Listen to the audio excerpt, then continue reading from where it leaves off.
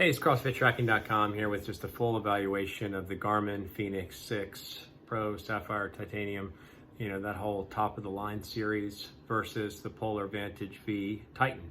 So I reviewed, the whole premise of these last month was to do an in-depth comparison of Garmin's top of the line, for the most part without counting solar, and Polar's top of the line, both in their titanium models, and give you a summary. So I'm going to share with you like the areas of focus we're going to talk about. We're going to go into the watch and the app and see what like a day in the life. I didn't know how to necessarily summarize all the different components, so I just thought a day in the life, what would you actually use it for?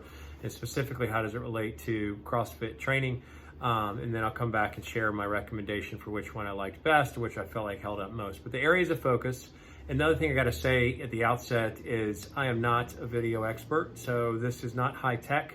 My whole premise in doing this website and doing these videos is to get content related to what would help CrossFit training from all the tracking devices that are on the market today.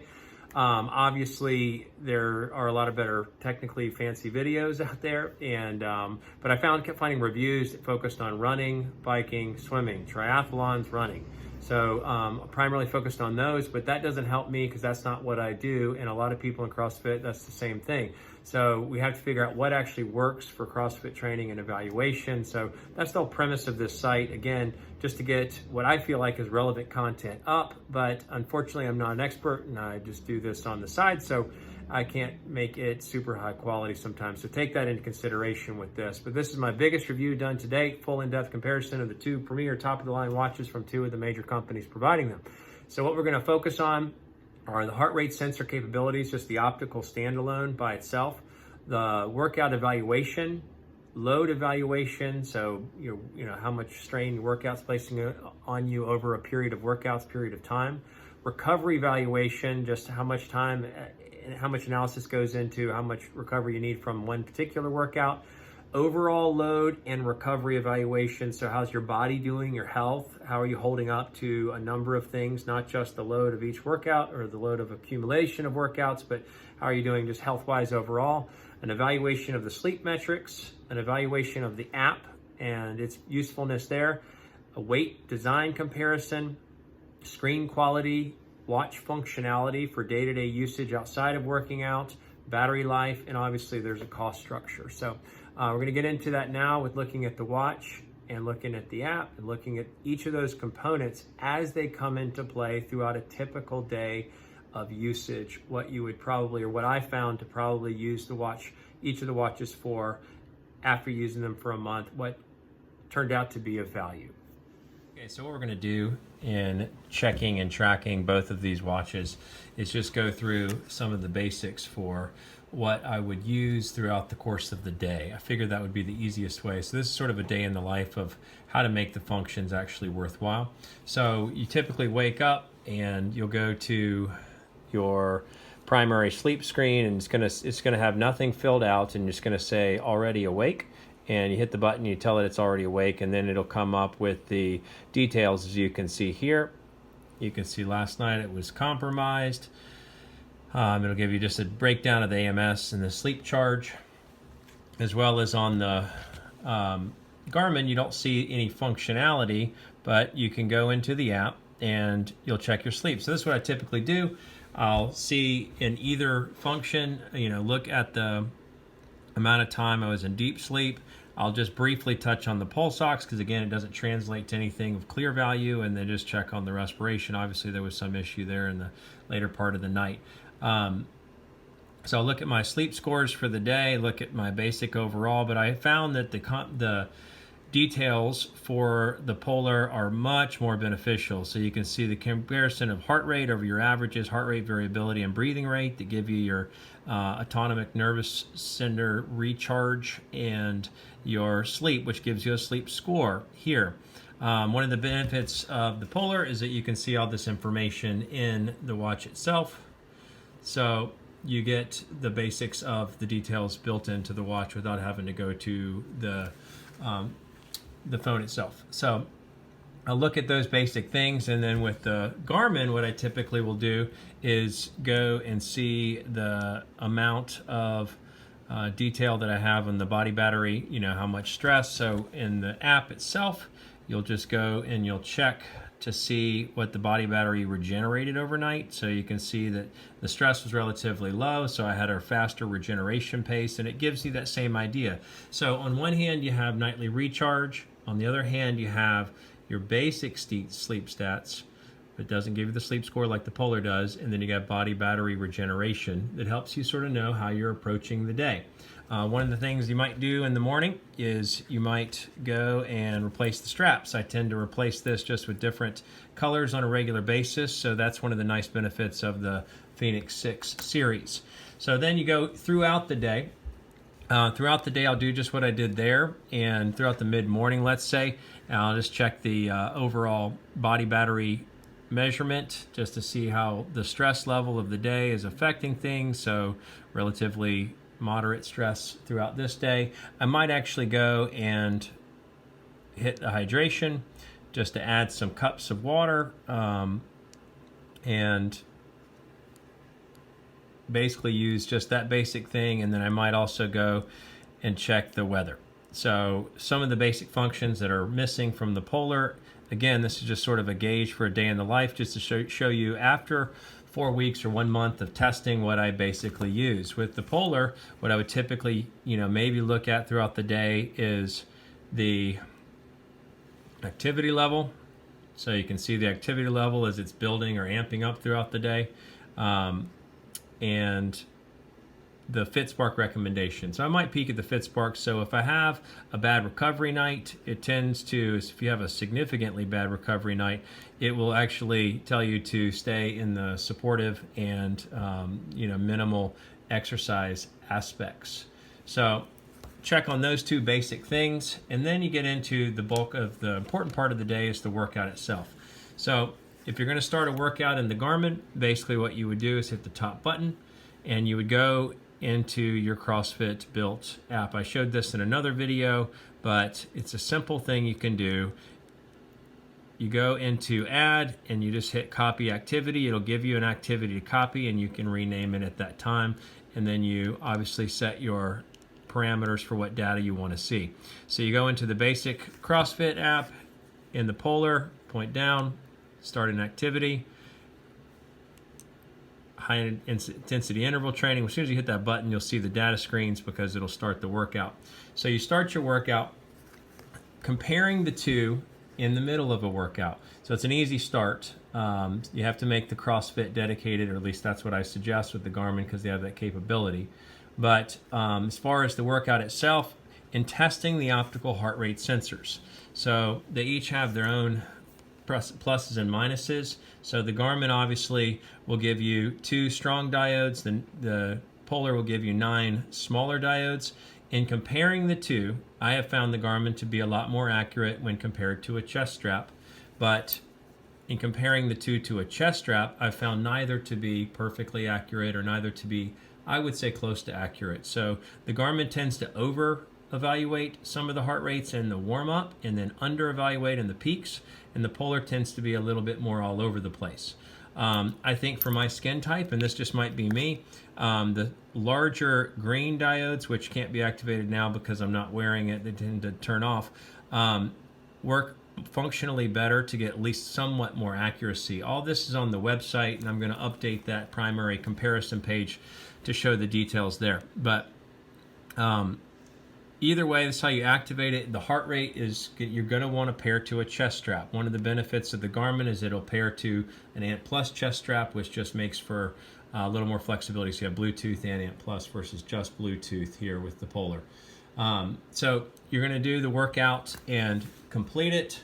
One of the things that I've also found on the Garmin is an easier access to your VO2 max. So when you do an activity, you do a run, it'll give you a VO2 max score. On the Polar, if you do a run, it'll give you a running index, which is like your VO2 max, or you can go in and do one of the tests. So the Orthostatic Test uses the H10 or H9 chest strap, and it'll give you an evaluation of your recovery. And then the fitness test, you just basically lie down, and it'll give you the evaluation of your supposed fitness level. I don't know that I trust its accuracy exactly because it's not based on your actual heart rate under strain. It's just based on your heart rate variability when laying still. And then this, just to point out something else you might do in the morning, is you typically are recommended, if you're going to use Recovery Pro in the Polar Vantage V, you have to do an orthostatic test in the morning. I have found that the orthostatic test did not prove to be of great benefit. You can see a little bit of that here.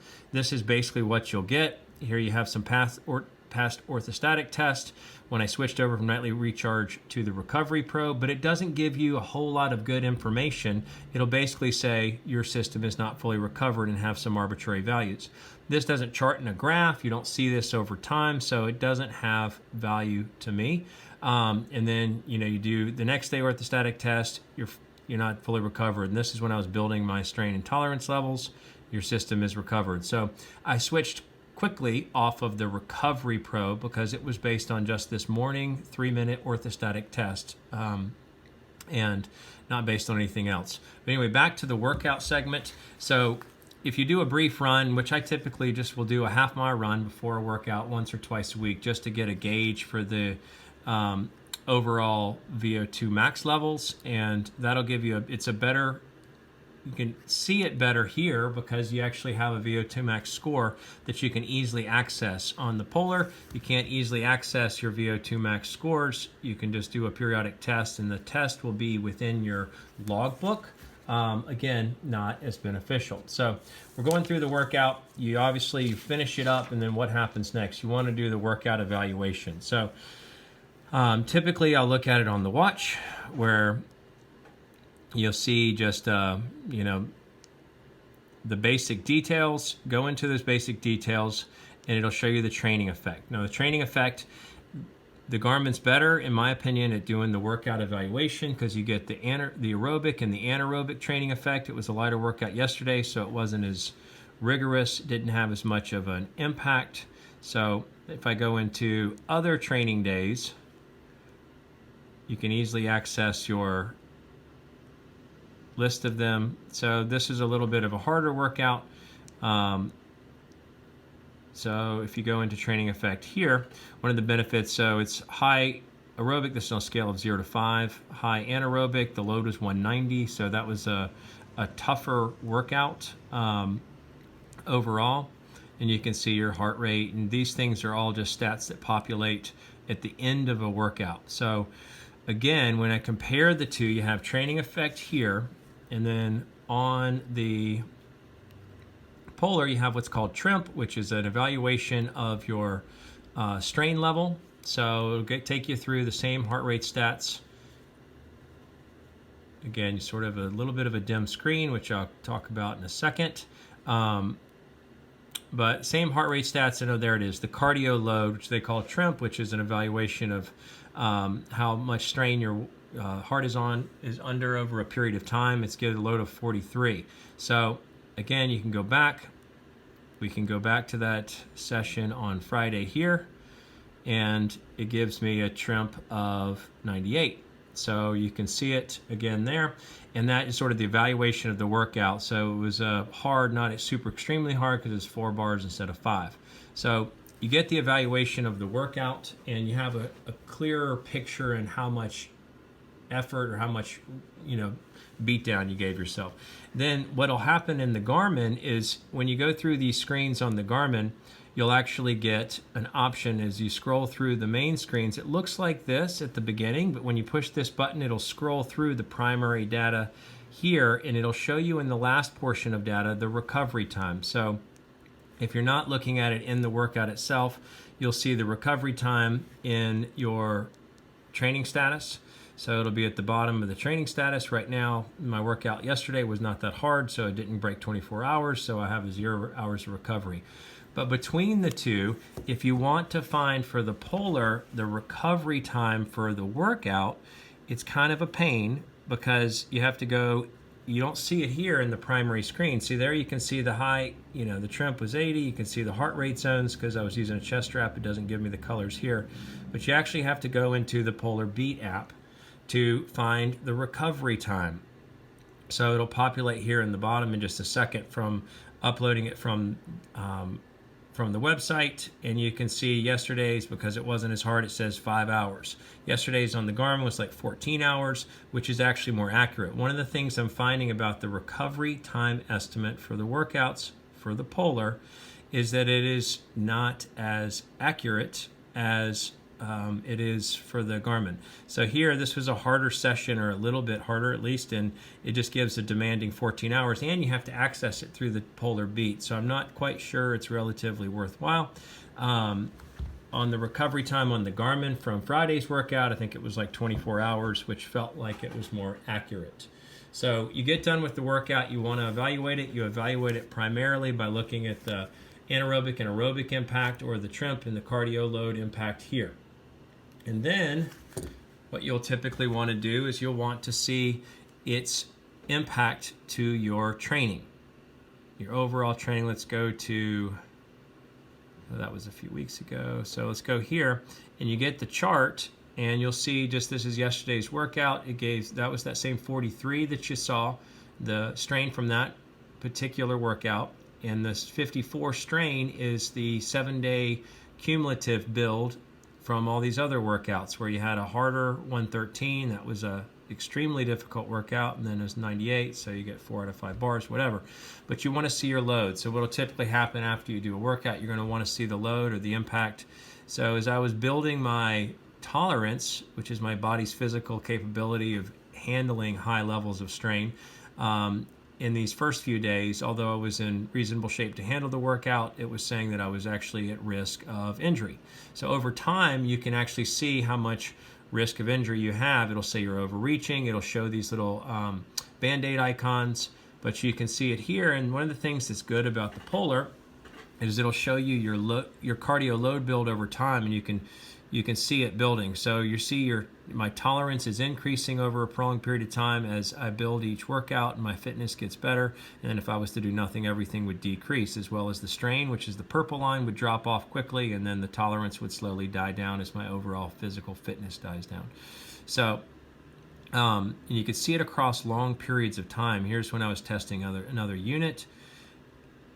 But this is fantastic. So if you compare the load evaluation to the Garmin, it just is a little more static. So the load evaluation here and your training status. The other thing I didn't like about it is I had to go like 3 levels in. So here at the top, you can obviously access your VO2 max, which is again beneficial. But the load, you go here, and then again, I have found the Fenix series and the 945 with the labels of anaerobic, high aerobic, low aerobic does not have value.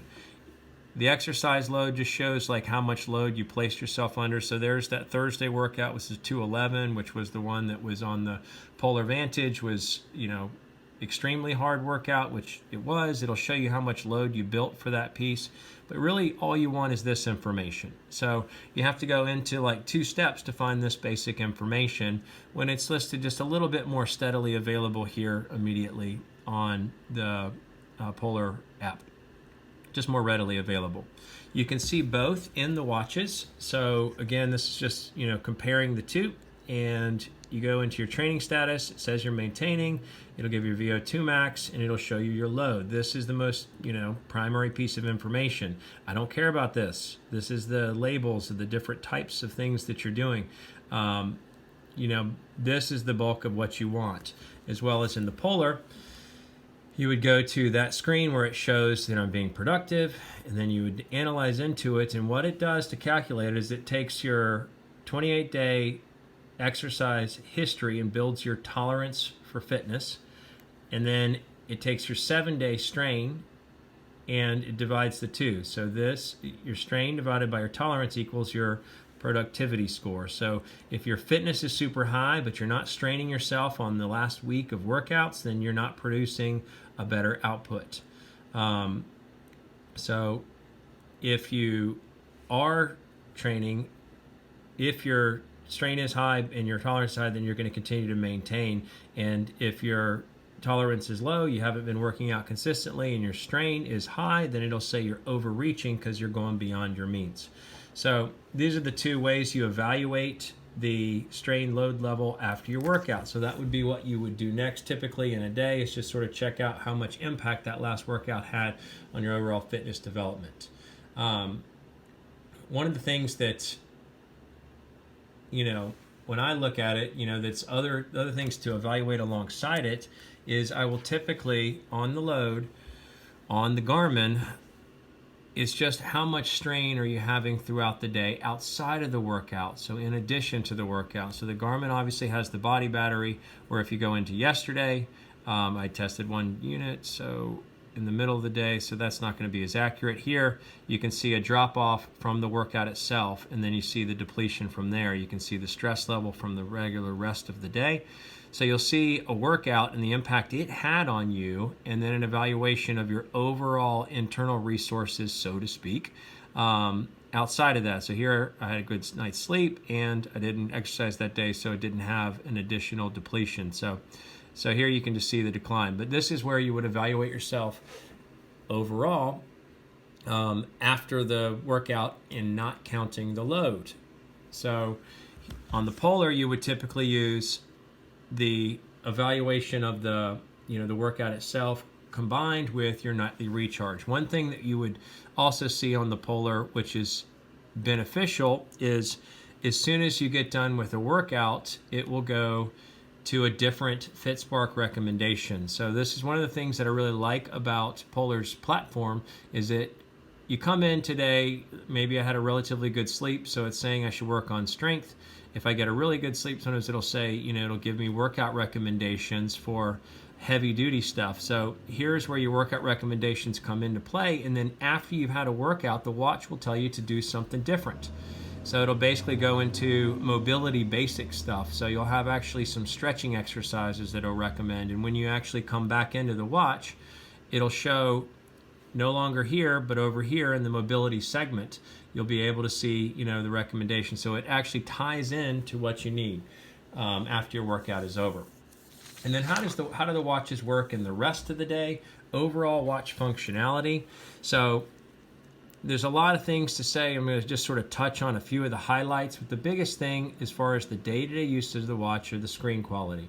It's funny, I don't know how this video is going to actually come out, but a lot of times it looks like on the video screen I'm not able to quite see the watch. Now this is obviously dim here, but the Garmin obviously shows a lot better, and that's what I'm finding.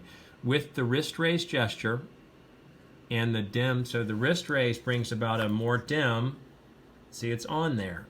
It doesn't look on, but it is on. I'm having a hard time reading notifications. I'm going to show a brief video now that compares the wrist raise or the brightness of the screen at different points and different settings. This is the watches in relatively direct sunlight. So here and then here, you're not in absolute sunlight, but you can see sort of the readability difference just from them. Here they are outdoor but in the shade. Obviously if there's a shadow cast directly over them, they're both relatively easy, and that's them in the off shadow. Here they are inside, and then when you do a lift wrist, that is the brightness difference between the two. That is actually activated on the Polar. It's just not nearly as bright.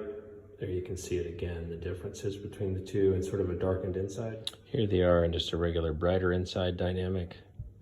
And then with the backlight activated for each. Again, the Polar just not quite as legible to me, but obviously the Garmin Fenix 6 Titanium and Sapphire series has better blacks, so it's a little bit more legible. Here they are in complete pitch blackness. And you can see that the Garmin stands out more significantly. Here they are in pitch blackness again. The wrist raise differences in brightness, and the comparison of the full bright, which would be acceptable in most situations if that was an option for how the backlight worked. Okay, so you can see, there's a difference in the video, and a lot of those video shots, I don't feel like it captured the difference quite clearly enough, because I'm just having a hard time really getting this, getting a clear reading, because it's a very dim backlight, and I have the Garmin set to 80% just because I like it to be bright. The Garmin has a long battery life. You still don't have to charge it that often, and overall, this is just not working for me. As far as the visibility of the backlight. As far as text messaging and daily usage stuff, one of the problems that the Polar Vantage series has is that the text messages don't automatically appear. Within 30 seconds, you have to lift your wrist to be able to have it appear on the screen, and a lot of times the wrist gesture is not working for me. So you can scroll up from the bottom and you can see your notification there as well, but it's not functioning as easily as it should. With the Garmin, it just automatically appears. It's just sort of there, and if you raise your wrist, you get a backlight to it. But functionally throughout the day, the notification system on the Polar is not as good. On the Garmin as well, some of the other functions that I have found to be maybe useful, maybe just neat. So the weather app, sometimes I will check to see what time sunset is or sunrise, just planning out the day. I don't tend to ever check my steps or anything like that. So there's the VO2 max screen. Again, another place where it's easily accessible on the watch to see your VO2 max. Sometimes, and this is stupid, but you can check the compass. It's just another neat function that, is there. As well as you can have music. So there have been a few times where I've gone out on a run and used the music built into the watch, and it's relatively easy to do it, and you don't have to take your your phone with you. So I don't use it a lot because this is a CrossFit review website, but at the same time having music makes for some benefits. And then obviously there's the hydration. You could track it. I'm finding after a month of usage I'm not really tracking the hydration as often as I thought the idea was neat. One of the other things that's I will keep an eye on along the way is, I think it's on the health stat side. Nope. Let's just look at it where I would look at it anyway. Is the intensity minutes throughout the week. So this, you have to tweak some of the settings to set your fitness level so that it doesn't give you credit for vigorous exercise. So like I tested a device for like 8 hours, 10 hours yesterday, just to try something different, and it gave me 100. That says way off. So you actually have to test. You have to set the settings in the watch itself to make sure it doesn't over track.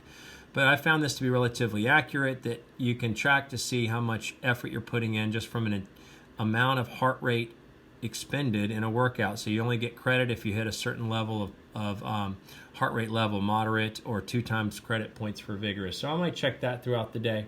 The other thing you can do with Garmin that you can't do with Polar is you could connect to MyFitnessPal. So I had connected it at one point in the past, but you can actually log your food. You log your food in MyFitnessPal. It'll flow through and add to your daily calorie total. So the daily calorie total is your resting, calories used coupled with the amount of calories burned in a workout. And then it'll pull the data from MyFitnessPal. So that is beneficial. Here, just, in tracking, you can connect it to a weight scale, which I think you can do for Polar as well. I just don't happen to have one of those. So again, when I compare the two just functionally throughout the day, there's just a lot more that the Garmin can do. I do like the simplicity of the Polar, and I'm going to highlight just the overview pros and cons of both and which one I like better in a second. But again, in going throughout the day, this one is much more functional. I forced myself to use this as my major watch, and I turned off notifications here, and I had a lot of hard time getting the notifications to appear and viewing the watch with clear visibility because of it's a mixture of the two. It's quality of the screen as well as the brightness of the backlight. So here you just have a much brighter quality screen. So then what happens is you get into night. You get to at the end of the day, you set your clock here, or on the Polar you go into settings and your watch settings. They both offer Monday through Friday alarms. So you can set it for weekdays. It's just that, you know, on the Garmin you can set more. So you can set multiple alarms for different purposes. You can have some that have the ringer on, some that just have vibration. So you have a lot more alarm capabilities. The battery life for two. So you're at the end of the day, you know, you have to figure out how much you're going to recharge it. From there on the two, now I have Garmin's set up to 80% brightness, so that's going to obviously have an effect. But I'm burning about 17 to 19% per day on the Garmin with some minor GPS usage, and about 12.5 to 13% on the Polar.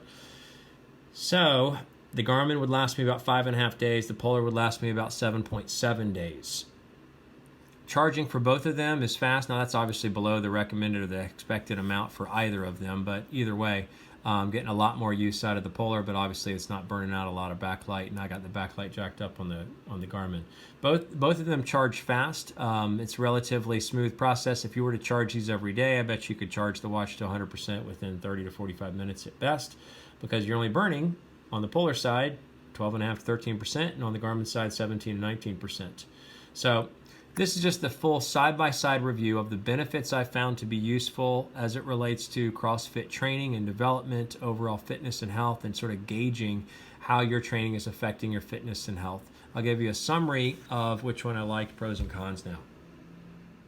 Okay, so that's a lot, and you know, some of it was, you know, probably more visible than not. But looking at the different areas of focus that we talked about, heart rate sensor capabilities, just the optical alone, workout evaluation, load evaluation, recovery evaluation, overall load and health, recovery of your overall internal well-being, sleep, app, weight design, screen quality, watch functionality, battery life, cost. I think Garmin is definitely the all-around winner. You say at the outset that the Garmin is at $899 at that price point, and even just for the, you know, the Pro itself, just as a side point, I didn't end up liking the titanium bezel. If I was going to go with anything or keep anything, I would go with the black sapphire version. As we've said in a million videos, said before, there's been a lot of discussion about the quality of the screen or the resolution of the black coloring versus the washed out coloring. I've only found the better quality in the sapphire and the titanium, but I would go with just the regular sapphire with the DLC coating black. But cost-wise, $899 versus $599, and even for the Polar Vantage V on eBay, you can probably find it at a cheaper price point. Those tend to sell at a lower price point, and Garmin's Fenix 6 series tends to sell at a little bit higher price point on eBay. So there's the cost structure right out of the gate, so you have a big gap there. So it's got a lot to make up with, but overall I found it to be much more functional for day-to-day life, and maybe a little bit more functional for exercise and fitness, for working out, for CrossFit tracking. So the Garmin wins in the heart rate sensor category. I found both of them to be off and erroneous when compared to a chest strap. So you want to have a chest strap, or at least the OH1 Plus, when doing your workouts, because they were at best like 80% accurate, which is still a 20% gap. And I found Polar to be more in the 60% accuracy side. Some of those workouts are up on the website, so you can see those comparisons now. But anyway, either way, the Garmin had a better optical heart rate sensor. From a workout evaluation, I felt like that was more useful, because Garmin gives you a simple scale of 0 to 5, both on an anaerobic and an aerobic category, which I feel like that is useful. So Polar gives you a cardio level output of the workout, which is based on trim, but it's just sort of a wide range. It could go up to a higher number. So it doesn't give me a gauge of hitting my red line. Garmin did really well on the load evaluation, but I found a lot of it to be not as useful. So it does a good job just because it gives you a load score and it gives you a range of what your kind of goal is. Polar's load evaluation I found to be better. I gave these sort of equal weight on both.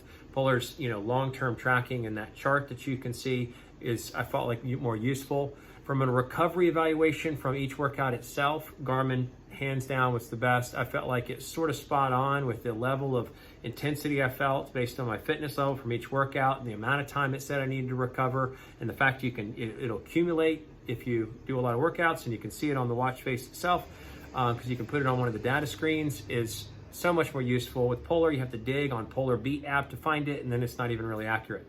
The overall load, overall recovery, tied into sleep and all the different components, I felt like was an equal tie for both.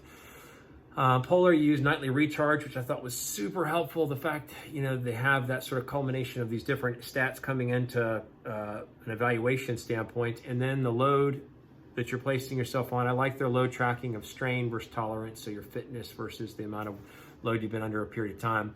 And then body battery for Garmin. So the body battery I felt like was useful, just seeing how your overall resources are in conjunction with your load. So the recovery evaluation sort of equal on both. Garmin, a million times better on app. So, the app is just coordinated better. It just has more useful information. It's more visually capable. So the app stands out there. And screen quality was a million times better on the Garmin, although a lot of people have found the Polar series, the M and the V, to be fine. And then the watch functionality was a lot better on the Garmin. So just being able to use it day to day, the expandability of it, the customization of it, all those things I felt like made it for super useful day-to-day life. Obviously, it's a more expensive watch, so you should get that. But obviously, we're here to, to evaluate CrossFit and to be able to figure out how much, effort we're putting on and how much it's affecting us. The winning areas for Polar, obviously the sleep score, the sleep evaluation, it sort of summarized everything. Again, I don't really look at pulse ox except for like, oh, that's sort of neat, or respiration. I don't really ever pay attention to that because it doesn't mean anything, but Polar gives you a sleep score and combined with the nightly recharge. And then the weight design, the functional feel. I did find the buttons to be a little bit hard to press because I kept having to push the backlight button to get the full backlight to come on, and then you notice that the button is hard to get to press, so you have to consciously do it. But the weight and design is perfect. The whole shape design of the Polar is ideal in my sense in every way. Garmin, I didn't feel like the weight was too heavy, but overall, Garmin sort of won in multiple categories. Like I added up, or I had things I liked and things I didn't like. There was 18 things on Garmin that I liked. There were 6 things that I didn't like. On Polar, there were 11 things that I liked and 12 that I didn't like. So from a ratio there, Garmin produced just sort of a better result right now, or a better watch. But again, I'm wondering how I'm going to be able to move away from some of the things I really love about Polar. I wish we could just mash them up. But this is the full in-depth comparison of the 2 top-of-the-line watches from Garmin and from Polar, CrossFitTracking.com. There are some more details on the website, although, again, I'm not an expert technically, so there's limited details, but you can see some of the comparisons of the heart rate and how the load looks, but you saw that in the video as well. Thanks so much for watching.